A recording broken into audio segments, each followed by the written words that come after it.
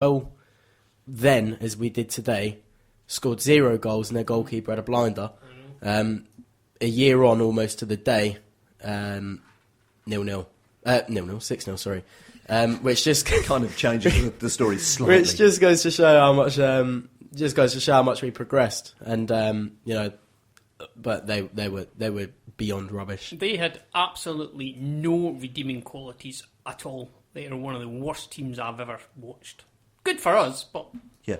But as bad as they were, I thought that we were quite good. Oh, you can say they were terrible, but you still have to be able to score 6 goals, which obviously we did. For the first time ever, I'm led to believe.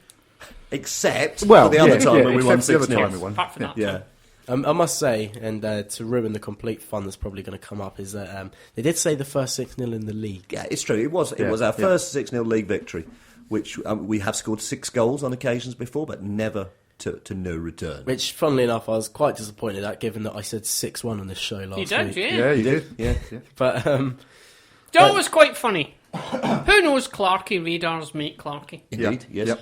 Before the game, his wife came up and he does a bet every week, so he does 2 bets. He did 5-1 to us, and he did a 5-0 to us. And I was looking round, I'm thinking, yeah, well done, you're in. And then suddenly, Hodgson just walloped it, and I just thought, how embarrassing is that? I don't know what to laugh or cry. I don't think I've ever had a moment where I've seen us score a goal in stoppage time, and there'd be 2 fans in the cowshed, absolutely gutted.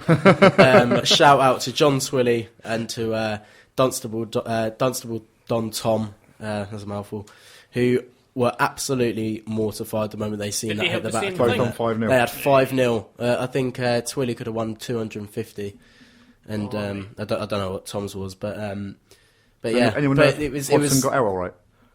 Sorry? Did Hodgson get out all right after the game? Oh yeah, just a little bit. Good goal, wasn't it? It was absolute cracker. brilliant. In fact, it was probably the bunch. best of the day, yeah, for sure. Cracking goal. Didn't realise how good it was till I actually watched it again on the thing. We did score some belters on Saturday, and were you just talking about Delhi's one there? Sorry, I wasn't. No, talk about Hodgson. Delhi's was. I hadn't noticed how far away he picked that up from. I mean, he was nowhere near the box when he picked it up. There is all the talk at the moment about him being the replacement Steven Gerrard at Liverpool, and that was Steven Gerrard that scored on Saturday. Yeah, I mean, I said the moment it left his foot, I said it's in. What pleased me about that game was, and this might, fantastic. You guys might think it's a bit of a strange thing, but I was really pleased that Bennett didn't take that penalty. Yeah, it really was. It was more. I thought that says more about you as a player than anything you've ever done. The fact that you've already scored a hat trick and you think, yeah, you might as well take it, because it would have been easy for him to stand up and take that, and he would have probably have scored. Yeah. Somebody did make a point afterwards, though, that did he realise that if he'd have taken it and scored, he would have been the only MK Dons player ever to score 4 goals in the same match. I don't think. I mean, I listened to them last night on the radio before the game, and he just seems like such a level-headed bloke. Yeah, he is. Very much so. Nothing wrong with that guy at all. Yeah. It's only when you listen to him talk you realise how young they are as well. It's astonishingly young. It's really scary. But less to the fact that he didn't take the penalty, is more to the fact that he went down, penalty was given, picked up the ball and walked to Rees to say, you're taking that. Yeah. I thought that was just a very good, especially as he was 1-on-1, and if he wasn't hacked down, he probably would have scored. Yeah. It just shows the measure of the bloke. That was that guy's debut as well that hacked him down. Was it really? Yeah. Even funnier. on loan from the Birmingham City Blue Noses. Okay. He's quite a good defender, actually, but wasn't that good on Saturday, was he? None of them were. Well, it was just so pleasing to go in at half-time 3-0 up when we deserved to go in 3-0 up. Was Bennick's hat-trick the perfect hat-trick as well? No.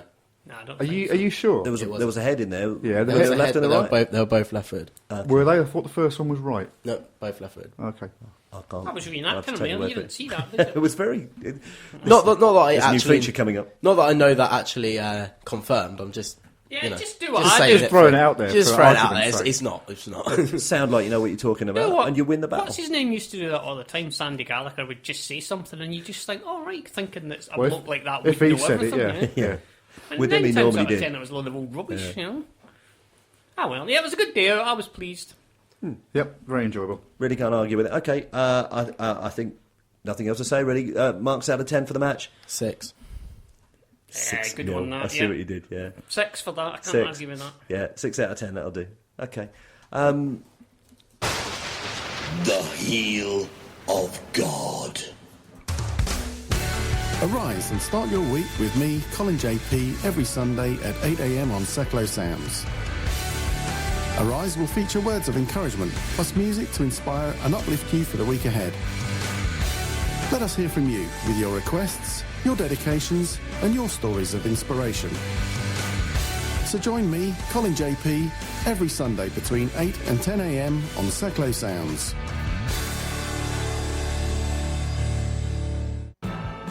Right, coming up in the next unspecified period of time, we have all the bits we couldn't fit into last week's show. Hot off the presses, we have more from Little Chav, who has made it his desire to educate.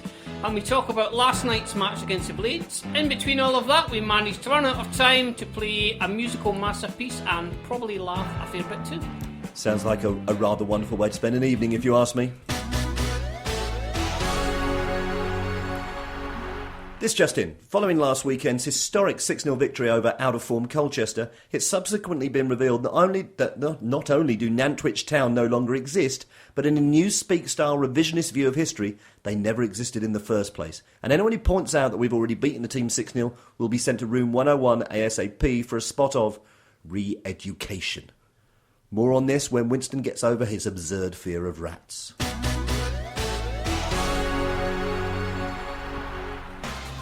I have some tweets in, and one of them is from Simon in London, who says, "So no need to open next door to be an established independent store just to steal trade. Leaves a sour taste." Another Simon from London has tweeted in to say, "It isn't even my business, I'm just a customer. Anyway, had a rant." Simon from London has tweeted in to say, "It really isn't any of my business, but I stuck my nose in anyway, hashtag I never give up."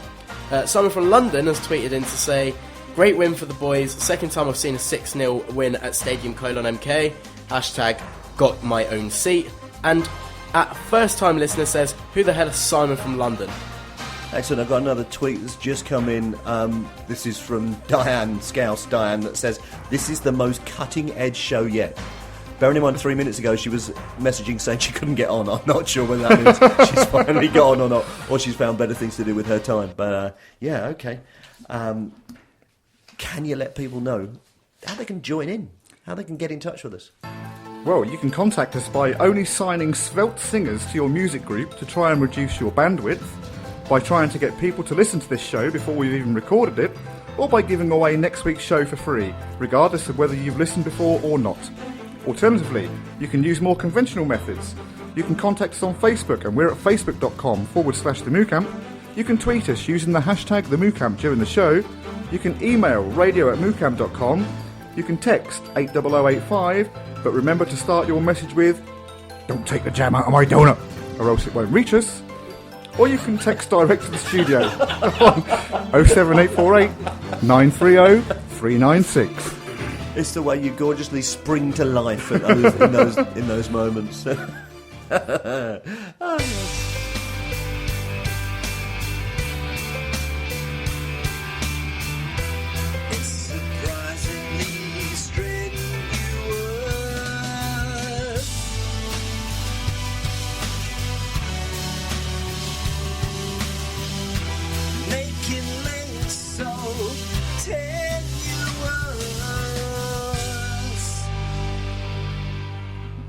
Just like one of those movie plots where two people meet, they find themselves deeply attracted to each other, but then find in the last reel they're actually brother and sister, there are hidden links between us all.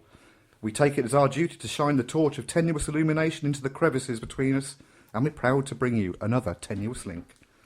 This week we'll show you how Don's eternal honeymooner, Dean Bowditch, and former England cricketing and shredded wheat supremo, Ian Botham, are indeed two like two very similar things that have been made to look even more similar. Ian Beefy Botham once walked a very long way. Walk This Way was a UK hit for Aerosmith and Run DMC. DMC was a shiny metal car made by DeLorean from Ireland. Ireland is also known as Era. An era is a significant period of time. Clever. Time can be measured on a watch or a clock. A Clockwork Orange was a film about the Droogs. Droog is slang terminology for strained gentleman's vegetables. And I give you Dean Bowditch. I thank you. Did you ever expect to say the phrase strained gentleman's vegetables? To be honest, I didn't expect to say any of that because it's taken about 3 weeks to get it out, hasn't it? That's true, it's been some time. Thank you very much. Old Bootsie's Guide to Being a Proper Fan. Old Bootsie's Guide to Being a Proper Fan. Old Bootsie's Guide to Being a Proper Fan. Old Bootsie's... Rule IC1, male. With pain from trapped nerve, no lamb chop at the game. Makes old Bootsie feel lonely. It just isn't the same.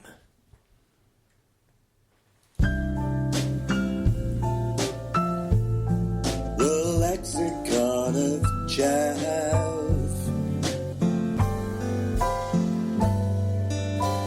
Of Chav.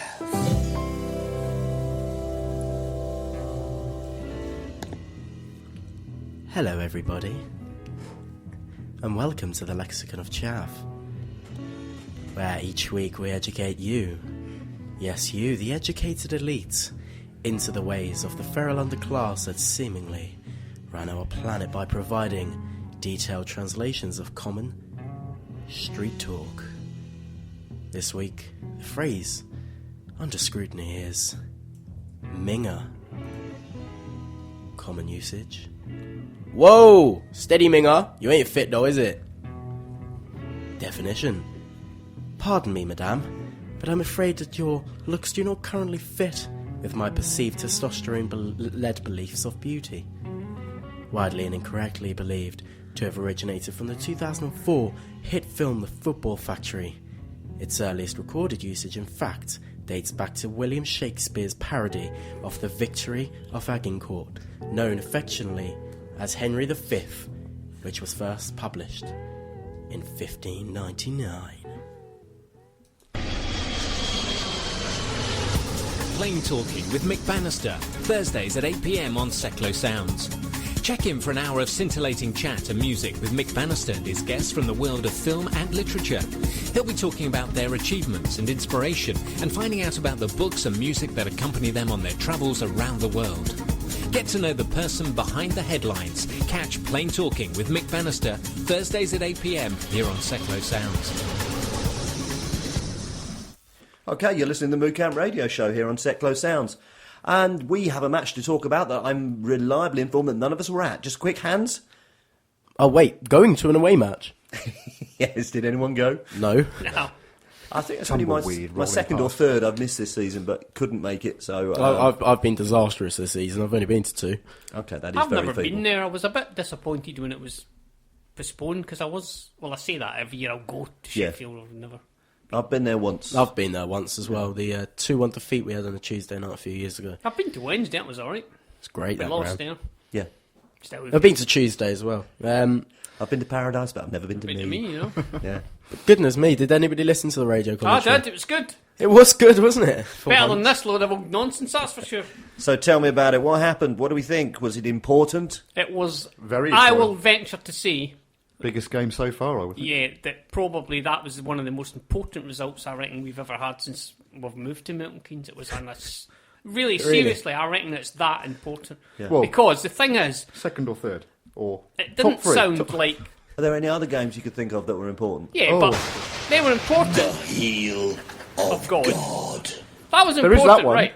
But from a league point of view, and dare I be boring, a business point of view, that result last night was incredibly important because it didn't sound like we were playing very well at all, but yet to win there and beat them and rub his stupid, ugly, pig-faced nose in it, I really don't like him. I you know? really don't. I'm Yeah, so I glad really somebody don't else like really him. doesn't like him.